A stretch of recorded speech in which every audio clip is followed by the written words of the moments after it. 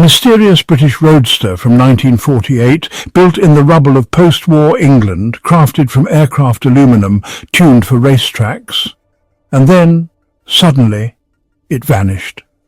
Decades later, one reappeared. And when they popped the hood, what they found wasn't just a forgotten engine. It was a time capsule of innovation, obsession, and secrets the automotive world had almost buried for good. This is the story of the 1948 Healey Westland Roadster. A car that should not have existed, a car that changed everything quietly, and a car that now fetches hundreds of thousands of dollars. If you can even find one. What made it so rare, so fast, so desirable? And why did it vanish into thin air? We're going to unpack everything, from its aircraft heritage, its misunderstood engineering, to its secret Hollywood flirtation, forgotten racetrack appearances, and modern-day comeback that no one saw coming. But before we do, smash that subscribe button like you're shifting a 4-speed gearbox with no clutch at 100 miles per hour. This is AB Tech Lab, and here we dig up the stories your car manual never told you. Let's jump in. To understand the Healey Westland, you've got to meet the mad genius behind it, Donald Healey. Now, Healey wasn't just some random grease monkey with dreams of chrome and glory. He was a decorated World War I pilot, a rally champion, and an engineer with a chip on his shoulder. After the war, while most of Britain was busy rebuilding cities and rationing bread, Healey had a different idea. Let's build a luxury, high-speed, open-top sports car from scratch with no money in a broken country. Talk about ambition with a side of madness. But Healey had connections. He sourced a Riley chassis with an independent front suspension, quite advanced for the time, and collaborated with Westland Engineering, a company better known for aircraft components than automobiles. The result? The Healey Westland Roadster, a low-slung, aluminum-bodied, two-seater missile with curves that could make a Jaguar blush. And here's the kicker. Because steel was rationed, they used aircraft-grade aluminum left over from World War II fighter planes. Some panels may have even come from old Spitfire production lines. Yup, this wasn't just a roadster. It was a recycled war hero on wheels. Let's break down what made the Westland Roadster such a mechanical marvel. Engine 2. 4-litre inline-4 from Riley, twin-cam horsepower, roughly 104 GP transmission, 4-speed manual, top speed over 100 miles per hour, 0-60 miles per hour, around 12 seconds weight, just 2,300 pounds. Layout, front engine, rear-wheel drive. Brakes, hydraulic drums. This was the 40s, relax. Now, 104 horsepower might not sound like much today. Your mum's grocery getter probably does more, but in 1948, that was borderline illegal in polite society. Cars back then weren't built to go fast, they were built to exist. The Healey Westland wasn't just existing, it was dominating. In fact, when tested against contemporaries like the MGTC or even early Jaguars, the Westland often came out on top, especially in real-world driving. And here's something very few people know. The Healey Westland could be customized with different carb setups. Some owners went with twin SU carbs, others squeezed out more performance using triple carburetors, upping the power and making it a street-legal race machine. But all that power needed control. So guess what Healey added?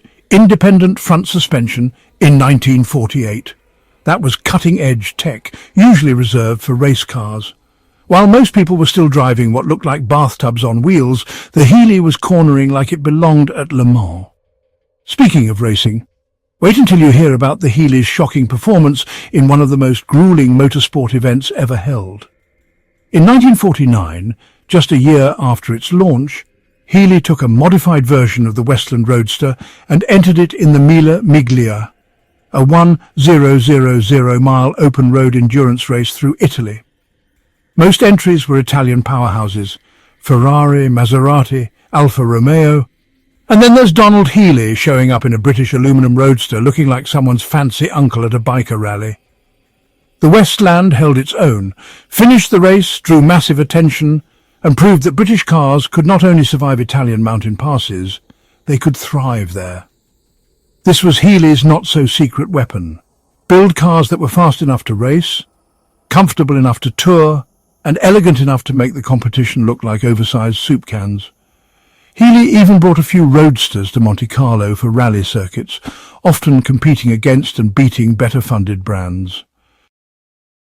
And while the Westland was never mass-produced, it laid the foundation for future Healey legends, like the iconic Austin Healey 100 and the brutal 3000 ME Cree. Here's where things get glamorous. By the early 1950s, whispers of the Westland Roadster began reaching the Hollywood elite. Now, this wasn't a car marketed to Americans. It didn't have dealership networks or flashy billboards.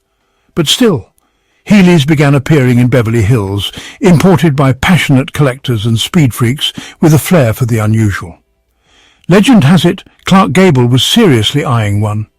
One Westland was photographed outside the Beverly Hills Hotel in 1951, parked next to a Cadillac and a Lincoln.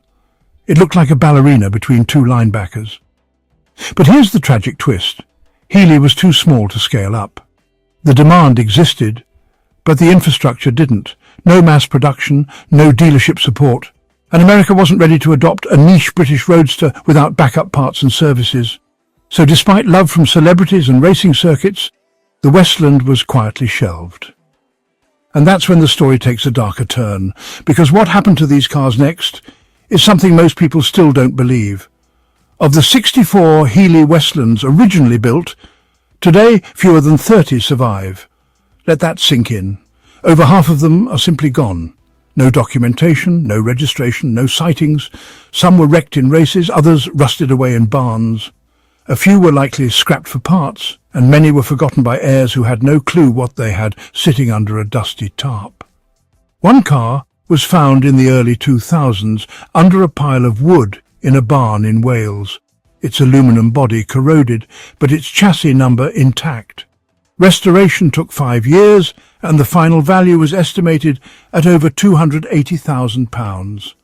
To this day, Healey enthusiasts scour countryside estates and auction listings hoping to find another.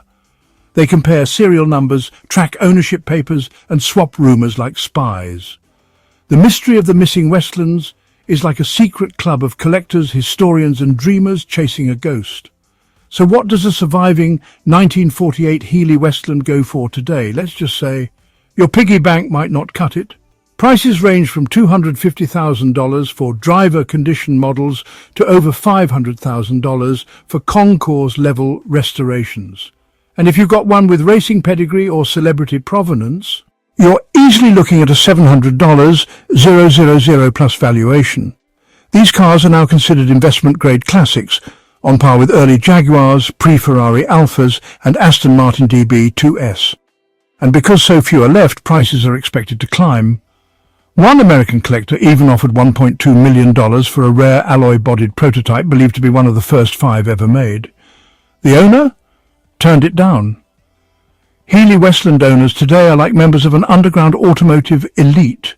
They don't just own a car, they curate a legacy. But what if I told you the Healey name might not be done yet? A new generation could be bringing it back, and in the most unexpected way. In recent years, whispers have emerged from the UK, engineers and investors toying with the idea of a Healey revival. No, not the Austin Healey revival from the 80s, a real dedicated attempt to bring the name back with modern technology, EV options and classic design cues from the Westland. Sketches have leaked, 3D printed prototypes based on the original chassis have been teased, and one prototype, codenamed the H100E, was even rumoured to use retro switchgear modelled after the Westland's aircraft-inspired cockpit. Could you imagine a car today with 1948 styling, a 0-60 in under 4 seconds and no emissions? It might just happen, but one thing is clear. The Westland isn't forgotten anymore. So, let's recap. The 1948 Healey Westland Roadster wasn't just a car. It was a rebellion. A phoenix, a beautiful, risky piece of engineering born from a war-torn country that had no business building luxury sports cars. And yet it did. Crafted by visionaries, raced by legends, forgotten by history, and resurrected by believers, the Westland Roadster is a reminder that some machines carry more than speed. They carry soul. Now it's your turn. Drop a comment below. Have you ever heard of the Healey Westland before this video? And which long-lost car should we uncover next? If you learned something new today, smash that like button, subscribe to AB Tech Lab, and share this with a friend who thinks British sports cars peaked with the Mini. Because over here we know the truth. Real legends have aluminum bodies, hand-stitched seats, and disappear for 70 years before making the comeback of a lifetime.